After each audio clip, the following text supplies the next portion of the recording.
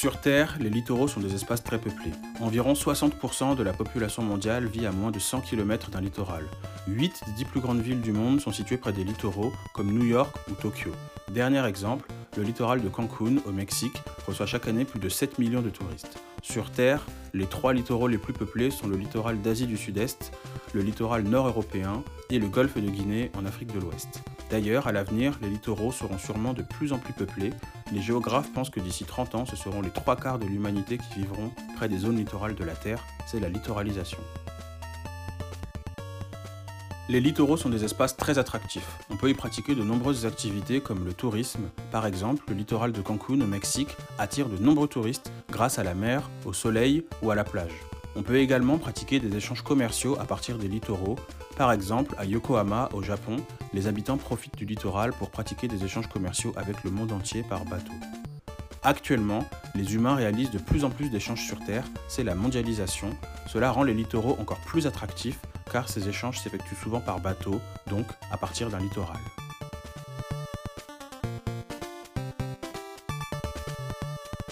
Afin de pouvoir pratiquer leurs activités, les humains doivent aménager les littoraux, c'est-à-dire réaliser des constructions pour développer ces espaces.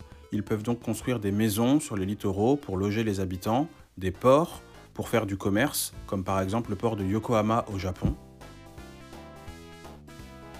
D'ailleurs, un littoral comportant un grand nombre de ports s'appelle une façade littorale. Enfin, les humains peuvent construire des hôtels pour recevoir les touristes, comme par exemple les hôtels à Cancun.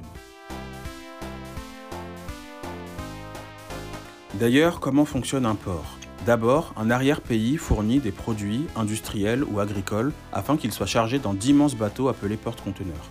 Ensuite, le porte-conteneur part vendre ses produits dans le monde entier, c'est ce qu'on appelle une exportation. Bien entendu, le port peut également acheter des produits venant d'autres pays, c'est une importation. Par exemple, à Yokohama, les Japonais travaillant dans l'arrière-pays industriel fournissent des marchandises au port qui sont ensuite vendues au monde entier via les porte-conteneurs.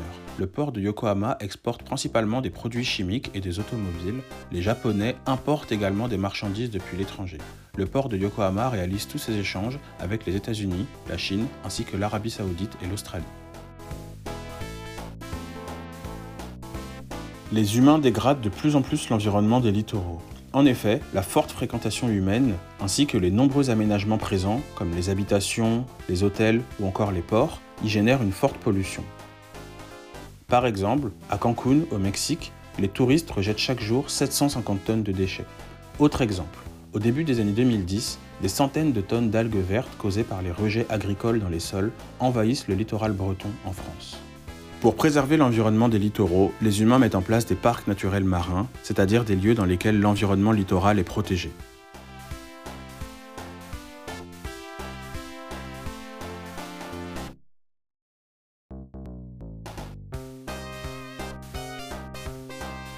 Actuellement, il y a de plus en plus de conflits d'usage sur les littoraux, c'est-à-dire une dispute entre plusieurs groupes à propos de l'utilisation de l'espace littoral.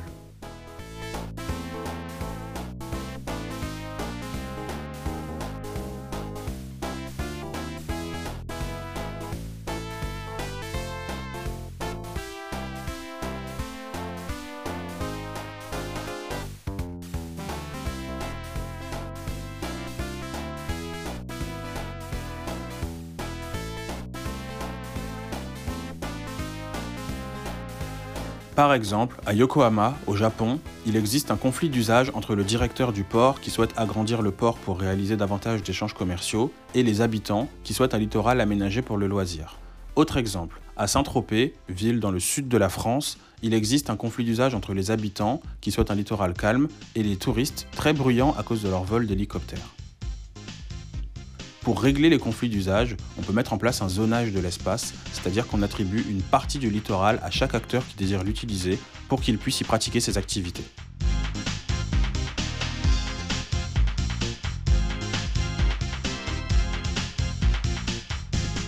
Actuellement, le niveau des océans augmente à cause du réchauffement climatique et de la fonte des glaciers continentaux.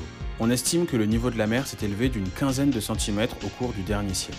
Cela entraîne dès à présent l'inondation de certains littoraux situés au niveau de la mer. Par exemple, une grande partie du Bangladesh, en Asie, pourrait se retrouver sous les eaux d'ici 2050. Cependant, les littoraux sont des espaces très peuplés. S'ils sont inondés, leur population devra fuir. Ces migrants climatiques pourraient être 250 millions en 2050. Il existe des solutions pour ralentir la montée des eaux. On peut déjà essayer de réduire les émissions de gaz polluants qui réchauffent la planète, causent la fonte des glaciers et donc la montée des eaux. C'est possible en réduisant notre consommation des énergies fossiles qui polluent afin de privilégier l'utilisation d'énergies renouvelables qui sont généralement non polluantes. On peut également construire des digues qui vont retenir l'eau en cas d'inondation. On peut enfin encourager la plantation de mangroves, des forêts au bord de la plage pour absorber l'eau en trop. Il y en a par exemple de plus en plus au Bangladesh.